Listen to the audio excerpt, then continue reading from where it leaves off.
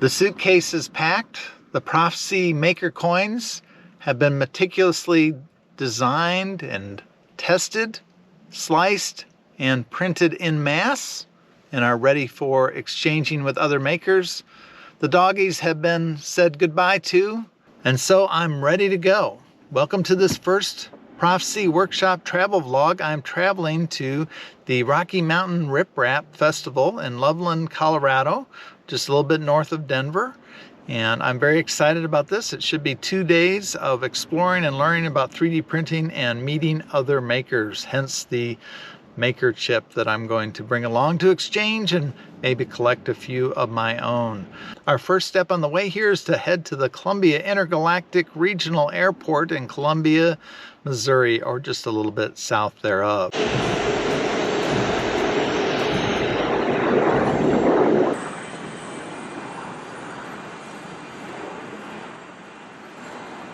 All right, I made it here to Columbia Intergalactic, and as you can see, we have lots of gates to choose from. We have all the way from number 4 to way down there, where I'm gonna have to go. I'm gonna have to run here in a little bit.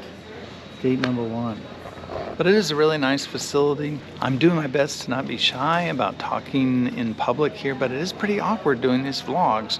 When you see those vloggers on YouTube, you got to give them some cred for standing there and talking to a camera in the middle of the public where everybody's going to look at you fairly oddly. Well, I made it up to the festival without much problem. There were lots of people there waiting to get in, but it went fairly quickly. Once inside, there were several thousand people, hundreds of booths, and lots of things to see. Now, I can't really cover every single booth in this video, but I've broken it up into different kind of categories. You'll find those in the description below, along with all the links. There were really so many different things to see, and it's so cool to see how powerful the open source community was. There's a lot of things going on that I'm not putting in this because frankly I didn't understand it. It was way above my head, but I still thought it was cool nonetheless. Now, one of the big things that I saw there was a lot of booths about filaments. I didn't realize how big of a deal filaments are. The particular colors in certain types of plastics, and then also the different types of plastics, of course. This is from Cold Star Forge. I'll link that below. They had some beautiful spools of plastic there. They were selling them as well. This is one from EPAX, and they had a lot of people really looking at these multicolor filaments, basically because they were people that make stuff and sell them in their own local communities. So they were pawing over this. The next day, all this was gone. This is a really interesting one as well. This is Hedgehog. And Hedgehog has made this particular color of red that's been highly sought after for some time. So Hedgehog managed to finally break the code in order to get this red that would print correctly. And I believe this is available in a PLA. And so I'll link that below. So it is a beautiful red, and even the video here doesn't do it justice. Nummaker had all their samples out as well. One of the things that I thought was really cool about this filament manufacturer is they had a lot of wood-based filament. In fact, you could, I guess, use the sandpaper on it as well because it had that much wood in it, and it would bring in stains and things like that. Polymaker had all of their filaments on display in a beautifully organized booth. They also had a really cool game that featured some of their filaments as well. I'll show that here in a little bit when I cover some of the games that were in the convention center there. But Polymaker did a great job here. Protopasta was an interesting manufacturer. It had been around for quite a while. They also had some very beautiful filaments in different plastics. So I'll link that below and you can kind of check out their variety. Zero 3D filaments also had some really beautiful ones that stood out in a way that it's once again kind of hard to really capture here, but just the vibrancy of their filaments was impressive. Cocoa Press is not a filament, but is a printer that will print chocolate. So chocolate is your filament here. So So kind of an interesting new technology. Well, not really new, but one that's become standardized enough that you can actually go buy this machine from Cocoa Press. I think they'll tell you how to make the chocolate as well. I tasted it, it was pretty good. This one I thought was really cool. This is from 3DSHQ, and it was a filament just for lithophane prints. And I saw a lot of really cool lithophane here at this RepRap Festival.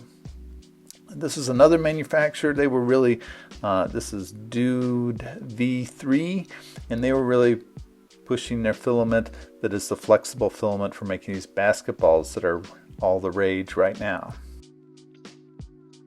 I talked with the folks at Greengate for quite a while. They are actually making all this filament out of industrial waste. So this is plastic that would be waste in some other process of making a plastic part. And rather than having it go into the landfill, they're making some beautiful filaments with it. Very high quality because you don't have to worry about any sort of debris in it. It's not actually being recycled from other 3D prints or something like that. They had printed a whole bunch of stuff in base mode here. Very thin and elegant looking filament. If you want to check that out as a way to do something, it's a little more sustainable. There were also several other booths that were advertising the greenness of their prints, not the color, but how it would help the environment. So this is from Polar Filament, and they had the PHA, which you might check out in the link below. The good folks from Recreators 3D were there. This is an open source project all about how to take plastic bottles and turn that into filament for 3D printing. An open source project, and I'll have more on this in a little bit because I'm actually bought a kit there to make one of these units that will do that. So I'll be showing you how to assemble that and how to actually, there's the kit right now that I bought, how to actually use that to take plastic bottles and make filament. There were also several booths that were featuring coatings or chemicals to go along with your 3D printing efforts. This one was a coating that was an epoxy coating that would actually make your 3D prints food safe, which I thought was pretty cool. Another one was a company called Goop. Now let's say that you wanted to make a 3D printed boat. So you have your boat, you're not going to have a 3D printer big enough to print the boat, so you're going to have to print it in sections, and you need to glue that together with some strength. Or let's say you do the same thing with a chair. You're going to 3D print that with all the little pieces there, but then you don't want it to fall apart. So you don't want to use super glue or something like that. Well, this is Goop is specialized just for gluing different plastics together. For example, PLA. This is a handle here, and the woman there challenged me to grab one end of the handle and she the other. Those two PLA pieces stuck together well. There were really only two booths from what I'd call traditional manufacturers, Loot Spots as well as Prussia. The Prussia booth was very large, featured a lot of different printers and a lot of different experts there to talk with folks and geek out all you wanted. I actually bought another printer from them after getting to talk with them. I did not buy this one. This one I'm still a little suspicious of. It just seems to me it has too many moving parts, but this is one approach to the whole multicolor idea. You have multiple ends there as well. There were also lots of booths with folks that were making accessories, so making different hot ends was a big subject here, I guess. So there were several booths on that. This is Big Tree, or ByQ, I guess it's pronounced, and they make all these types of accessories, almost kind of remake your entire Bamboo Labs here. And so I have one of these printers at home. I have a few of their accessories, but haven't gone quite crazy like this. There were also lots of different takes on printers. So the ones that have conveyor belts, several examples of that. There's a lot of innovation going on. Sometimes you just find a couple guys that have been tinkering in their garage and they have their own idea for a printer. It was just designed to be a small, active, reliable, simple, easy to put together little printer. They get pretty great print quality. They're very reliable and easy to work. Yeah, very cool. As I said, I saw a lot of these that were belt printers. So this is a baby belt printer. and several different versions of that, as well as larger versions. Pretty interesting stuff here. Obviously, lots of work in the way that you change the slicing and other dynamics about the printer. I think there's more coming, and I got a chance to interview this gentleman who's been working on these projects. So do you have if this is a Baby Belt Pro, do you have a grown-up Belt Pro? No, we are working on the XL, and we also have the Crooked Pro, but the Crooked Pro is way too big to fit my checked luggage. Okay. Because I flew here, but we're going to have the Pro at Midwest RepRap at East Coast. Okay. And the Pro is a Voron mod. It can print as an auto-ejection 4xY or with G-code. It'll adjust the angle of the gantry turned into a belt printer. Which I have Grant's video clipped here. You can see it kind of in action here and there. There were also a lot of very interesting things happening with these printers that have multi-axis. So what happens here is you actually get more optimization on your layer lines as far as the strength, because 3D prints do have some different strength characteristics based on how the layers are put down. So, and they're also, if you think a 3D printer now is mesmerizing, these are even more so. They have their own custom slicing software, but as you can see here, this just looks so elegant, the way the entire print is moving, as well as the head kind of in a little dance that they're going around each other. So that was very cool. There was also a big booth from Hyperdrive, and as far as I could understand, they are not only have belt printers, but they have all sorts of printers here that are based on the Voron. And these guys have definitely turned it up to 11 when it comes to the speed of these things. So just incredibly fast printers. Seemed like it was also shaking the entire building. If something goes wrong here, it's going to go wrong really, really fast. So I hope there's some sort of way to detect if something's going wrong. There are also other funky printers. So you've probably seen these in other YouTube videos. These are almost portable printers, but they print upside down. Okay, so the bed actually raises up, and so you have all the axes and stuff going down underneath. This one wasn't functioning, but this one here on the right, you can see the print bed is actually going to raise up. This one is a high temperature configuration, very, very high temperature. So they had a gentleman there that was showing off his modifications. Now, I misspoke earlier when I said there were just a couple of manufacturers there. Voron also had a large presence there. I have to admit I'm a little bit confused about this company. I see so many kits that are produced from them that other people add their own modifications to, but they obviously are highly engineered. Seems like some of it is open source. But a great example of what looks like a company that has kind of come together from various engineers and folks in the maker community, has allowed a good degree of modification to go on within their ecosystem, if you will. They have very large format printers, some of them with dual heads here. So when you get into these large format printers, the issue is really more the quality of the materials that you're making it from for accuracy. They also are starting to go into the CNC market, which is fairly interesting. This one I thought was very cool. It was called Magpie, and Magpie is once again an open source project, but the majority of this is 3D printed. So I thought that was kind of cool because that kind of goes back to the original tradition of the RepRap. So it's a self-replicating machine. I also thought it was pretty cool because you saw a lot of the closed technologies like the AMS stuff from Bamboo that is actually becoming reverse engineered. So this is from Armored Turtle, and they basically have reverse engineered the AMS system entirely, and it's used with open source slicers and printers. This is the Box Turtle enclosure kit that is basically an add-on to this that will keep dry filament dry. Okay. Dry wet filament. This is AT2. This is the latest printer design that we just unveiled today that is meant for high temperature engineering materials, so polycarbonate and higher. chamber temperature can easily get up to 100 Celsius inside. Oh, wow. So extruder and hot end water cooled. And that's an 8-lane version of the box turtle, just to kind of show how it can scale up.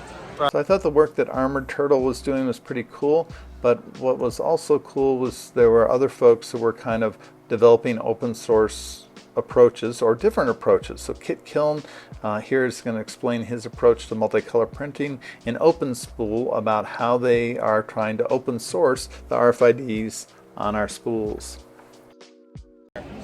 So all of our stuff is designed to print in separate parts and then assemble afterwards. Okay. With like bamboo, a lot of people have been doing like multicolor models, but it creates a lot of waste.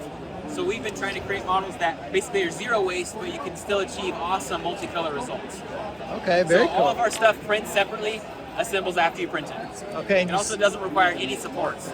Okay, and you sell the designs online? Sell the files, so you can find at that QR code, you can find all of our files. Yeah. Okay. Awesome, great. So yeah. So this is OpenSpool. It's a universal open source RFID system.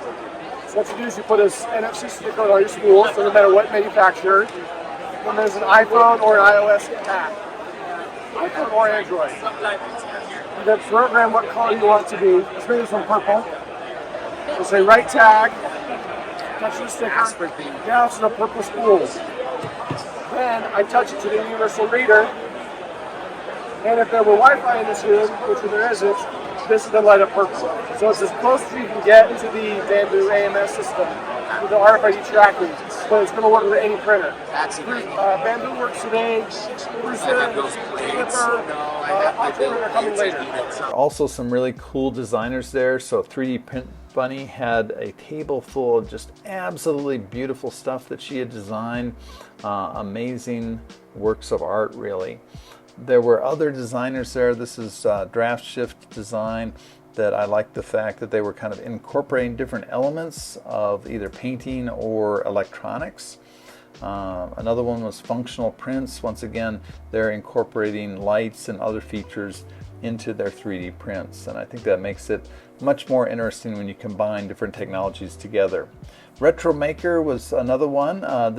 They actually incorporate not only lights, but actually speakers as well. So the radios actually play music. Oh my God, hello. There were also lots of designers that were in the cosplay market, if you will. So there's an Iron Man walking around. This is Juan Makes, and he has some incredible stuff. Doesn't sell the designs, but will actually make these things for you. And highly customized, but you know, you only need one of these, right? Kyle was another guy that I got to talk to for a little while, and he's actually not only making an R2D2 unit or R unit or whatever it is, but actually putting the electronics behind it to actually make it do stuff, which I thought was very cool. Next Level 3D had some interesting takes on the Star Wars genre, so things kind of mishmashed together there. But one of the things I thought was super cool was the way he had set up a projector and put it through a little steam or a little vaporizer of some sort, so he could display things like the Death Star or whatever you wanted on it. And you can imagine with 3D printing you could make that much, much larger. What's your name? I'm Zany Maker Zach, one and only Crazy Man. All right, I love your outfit. I love all your material. Did you design these things yourself? I didn't design everything. I designed some things, but not everything. I have a full list of all the files I used for all my maker chips. There were also folks there experimenting with clothes and textiles and that type of work. So being able to design things that are wearable, truly. This is also pretty interesting. This is a designer that was working with making molds for concrete. So you're just using a 3D printing to make the mold, and then your concrete is your final project. There were a lot of functional prints there as well, and that's kind of where I like to see things. I'm not as big into little fidget toys and whatnot. It seems like we're just making more of the world filled with plastic. But this was a very interesting one that had a lot of functional designs as well that he would sell to you. There were also A couple other booths that were more functional, I guess we might say. This is involving prosthetics that were 3D printed, and that was pretty cool because they actually had different plastics that were making springs. This one I thought was really neat as well because this, I think it was called Trinova Labs. They're actually making labware. So I think there's actually a really big market for this because labware is super expensive, even just a pipette holder or something like that. So this might be useful, and it might also drive those costs down. This is Maker 3D, and he had not only some great looking chess sets, but also had functional cameras, which I loved. Well, tell me about the cameras if you don't mind. Certainly. So these two are actually the same camera, just in different configurations. I call it the Sunwine. Okay. And this configuration is supposed to be about 90 millimeters. It's a 4x5 film. It's standard 4x5 film holders. Right.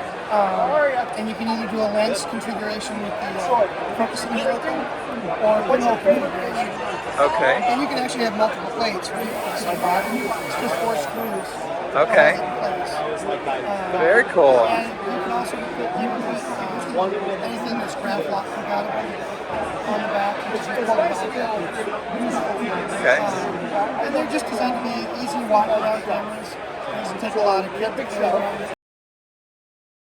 Air Bully, I have to admit I bought one of these little Air Bully things. They're basically small blowers, and they're very, very powerful. So that is. So this is the Air Bully. So this is basically a leaf blower in your palm, and Milwaukee, DeWalt, Makita, and then it comes. I have an adapter for Ryobi and Rigid as well. Okay, very cool. This is the pocket version. So this is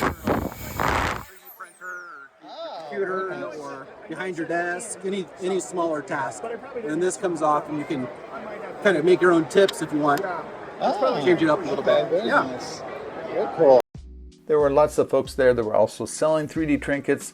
Like I said, I don't really go in for this too much, but I think it was great to have them there because you also saw a lot of kids that were there, maybe 4 or 5, and so they were either there with their parents. They were getting energized and excited about it. 3D Sean had a lot of stuff. He's obviously got his shop set up, and he's doing a lot of sales of multicolor trinkets, if you will, and so more power to him, I say. There are also a lot of interesting kits where you're going to do the 3D printing, and they're going to give you the rest of the materials you need to make whatever object it is. Some of them were for kids, but some were for adults as well. Very cool. So you provide all the electronics, and then Everything you need to print the headphones comes in the kit, and then you can print them in whatever color you want. You can choose between multiple different designs. This is closed box. This is an open back design done by a friend of mine, and you can totally customize the headphones. Deposition Sound was doing something very similar. This is for more high-end audio. Obviously going to have some pretty good acoustics with a speaker that you can custom design how the air flows in it. Another one was print kits, which will once again kind of mail you every month some components, and you're going to 3D print some of the parts, and then you're going to have your kit and assemble it. So a great thing for kids. So Print Kits is a monthly subscription kit where every month you get a different mystery project. You get 4 samples of filament, the electronics for the kit, an accessory, and a snack. oh, and a snack. And a snack. All right, very good. Thanks. SparkFun also had a booth there, and they had introduced a new kit that was going to be very extensible. So you might start out with one robot, and you might add to it or use the components for it to create something else. So I really like SparkFun, and I was glad to see them here at the Rocky Mountain RepRap. Now, one other thing I want to mention here is how advanced some of the litho prints have gotten. And it was just amazing to see several different booths that were specializing in litho prints. These are always amazing to me because they look like they're totally gray, and then you put them with a little bit of backlight and they look fantastic. Of course, they don't have to be like that. So at the huge Hue Forge booth, we saw a lot of prints that are being made in multicolor. Obviously, you have to have a multicolor printer, but those are getting better and better all the time. And you can have these just fantastic prints, and they're just so amazingly vibrant to look at. Lots and lots of different examples. Some of them artificially generated, I'm sure. But again, it was just amazing to look at these images and to see how they were 3D printed and touch them. There were also several folks that were there that were had their own little business making these types of prints. So this is once again Hue Forge, but this is a user. It took me a while to even realize that his table that he had there was actually 3D printed in little blocks as well. That's actually not wood, those are 3D printed panels that he's just kind of stuck together there. Now the other thing about this was it's a lot about community as well.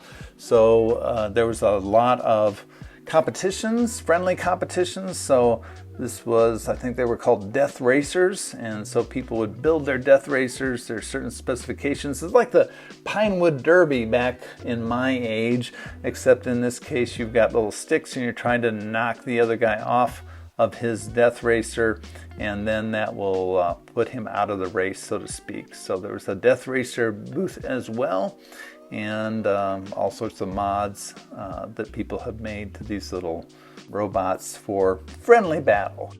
There was also the very unfriendly battle, and so there were several cage matches, if you will. I'm sorry, chicken!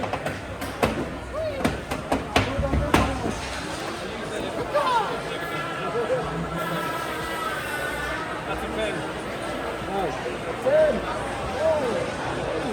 7, 6, 5, 4, 3, 2. Oh, I didn't see it. I'm struggling. Oh no, my weapon!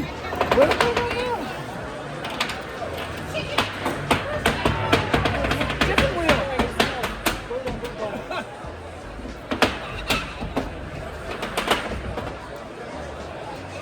It's wiggling. I'll give you the weapon wiggle.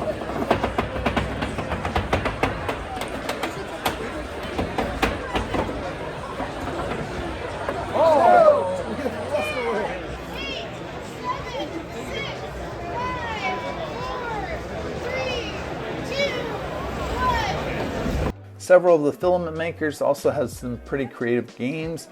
This is one from Cookie Card. They sell filaments that are kind of this pastel, and they had these kind of cool games set up, especially for kids. Really liked it. And of course it ejects everything at the end there if you don't get it in time. And this was from Polymaker. So once again, it features all of their fantastic looking filaments, but also turns it into a game.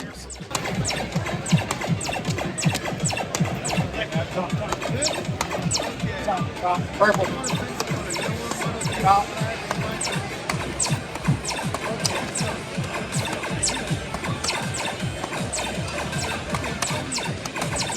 And I mentioned at the start of the video that I had my Prof C maker chip, and so I did take it and exchange it with folks. There were lots of folks with maker chips, especially the booths had maker chips, and they ran out quickly. I think that's going to be a trend that we're going to see in the maker community, and it was a lot of fun to make and a lot of fun to exchange them. It's kind of a conversation starter as well.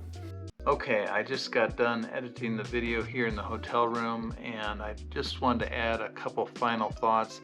This was a fantastic event, maybe a little bit far to travel for a lot of folks, but I think it was highly worth it for me, very energizing. I learned a lot.